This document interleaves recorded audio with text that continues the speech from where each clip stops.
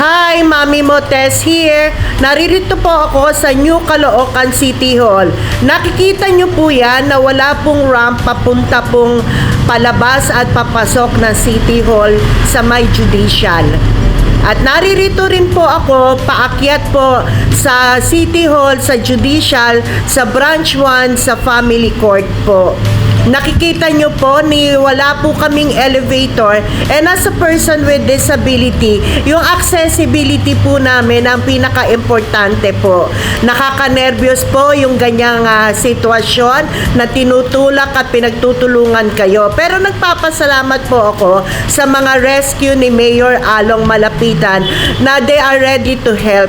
But then again, as a person with disability, we don't want to compromise our health. Paano na lang kung merong hindi magandang mangyayari? Sana po, Mayor Along Malapitan, kami mga person with disability sa next building na pinapagawa nyo for judicial, very accessible na po para sa amin. Salamat po!